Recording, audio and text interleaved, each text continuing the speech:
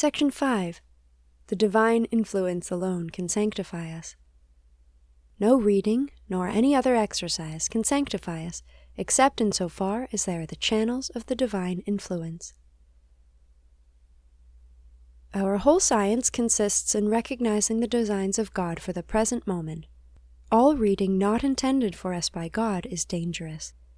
It is by doing the will of God and obeying His holy inspirations that we obtain grace, and this grace works in our hearts through our reading or any other employment. Apart from God, reading is empty and vain, and, being deprived for us of the life-giving power of the action of God, only succeeds in emptying the heart by the very fullness it gives to the mind. This divine will, working in the soul of a simple ignorant girl by means of sufferings and actions of a very ordinary nature, produces a state of supernatural life without the mind being filled with self-exalting ideas.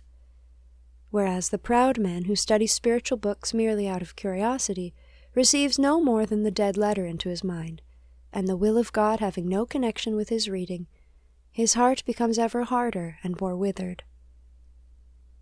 The order established by God and His divine will are the life of the soul, no matter in what way they work or are obeyed. Whatever connection the divine will has with the mind, it nourishes the soul and continually enlarges it by giving it what is best for it at each moment.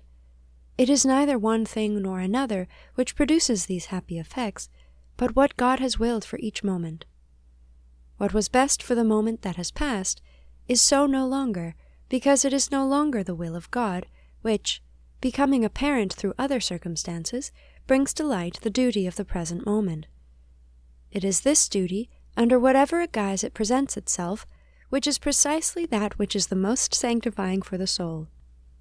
If, by the divine will, it is a present duty to read, then reading will produce the destined effect in the soul. If it is the divine will that reading be relinquished for contemplation, then this will perform the work of God in the soul, and reading would become useless and prejudicial.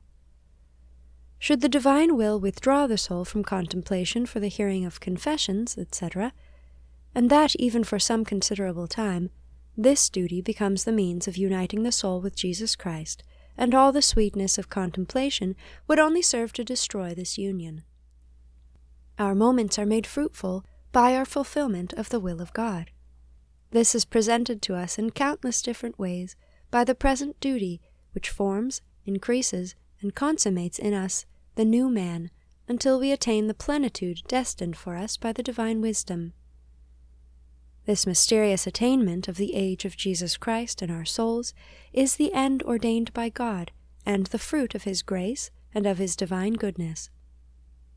This fruit, as we have already said, is produced, nourished, and increased by the performance of those duties which become successively present, and which are made fruitful by the same divine will. In fulfilling these duties, we are always sure of possessing the better part, because this holy will is itself the better part. It only requires to be allowed to act, and that we should abandon ourselves blindly to it with perfect confidence. It is infinitely wise, powerful, and amiable to those who trust themselves unreservedly to it, who love and seek it alone, and who believe with an unshaken faith and confidence that what it arranges for each moment is best, without seeking elsewhere for more or less, and without pausing to consider the connection of these exterior works with the plans of God. This would be the refinement of self-love. Nothing is essential, real, or of any value unless ordained by God, who arranges all things and makes them useful to the soul. Apart from this divine will, all is hollow, empty, null. There is nothing but falsehood, vanity, nothingness, death.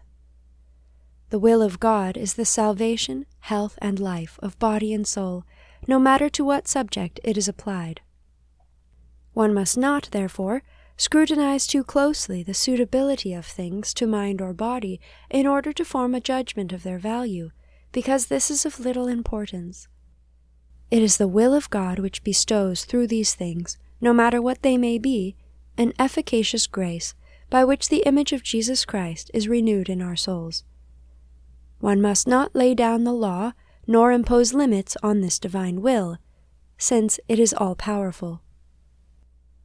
Whatever ideas may fill the mind, whatever feelings afflict the body, even if the mind should be tormented with distractions and troubles, and the body with sickness and pain, nevertheless, the divine will is ever for the present moment the life of the soul and of the body. In fact, neither the one nor the other, no matter in what condition it may be, can be sustained by any other power. The divine influence alone can sanctify us. Without it, bread may be poison, and poison a salutary remedy. Without it, reading only darkens the mind. With it, darkness is made light. It is everything that is good and true in all things, and in all things it unites us to God, who, being infinite in all perfections, leaves nothing to be desired by the soul that possesses him.